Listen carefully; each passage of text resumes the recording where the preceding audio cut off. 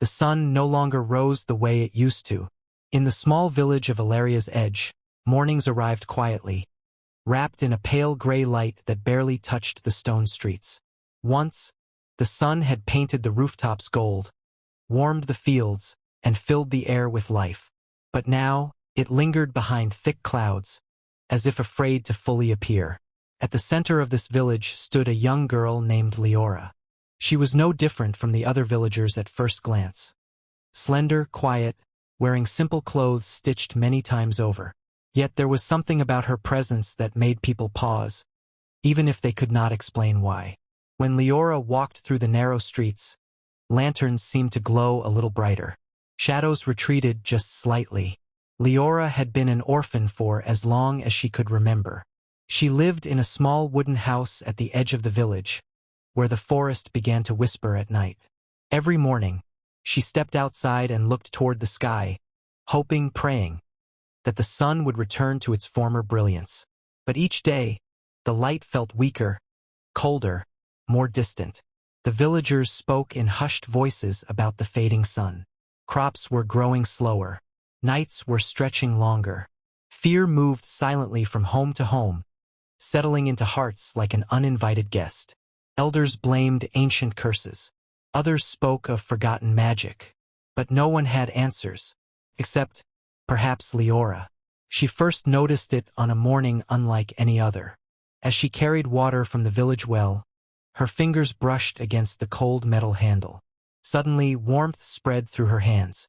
Not the warmth of effort, but something deeper, something alive. A soft glow appeared. Startled, Leora dropped the bucket. Water spilled across the ground, but she barely noticed. Her hands shimmered with a gentle golden light, pulsing slowly, like a heartbeat. She gasped and pulled her hands close to her chest, fear tightening her breath. The light dimmed, then vanished. The elder's voice was calm, but every word carried weight.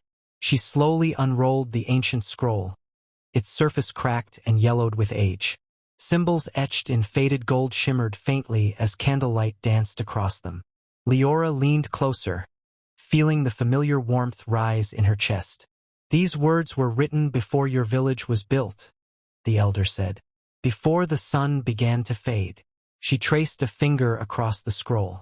"When the light weakens and shadows grow long, a child will rise from quiet beginnings. She will carry the warmth of the sun within her hands." Leora's breath trembled. The elder looked up. "That child is you." The room felt suddenly smaller. Leora wanted to deny it, to run, to hide. But her glowing palms betrayed her fear. The prophecy spoke of a relic called the Shard of Dawn, hidden deep within the crystal mountains. Only the bearer of light could awaken it.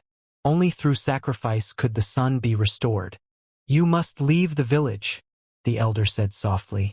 "If you stay, darkness will follow." Tears filled Leora's eyes. "I'm not ready," she whispered.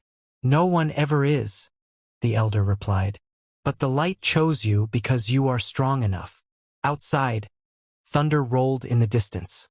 The journey had begun. The road beyond the village was narrow and broken, swallowed by wild grass and time. Leora walked alone, her cloak pulled tight against the wind. That's when she felt it. Presence. Before she could react, a hand darted toward her satchel. She spun around just in time to see a young man leap back, grinning. "Easy there," he said. "I was just curious." He was fast, sharp-eyed, dressed in worn leather armor marked by countless journeys. "My map," Leora said, gripping it tightly. Kale raised his hands. "Relax. I don't steal from glowing girls."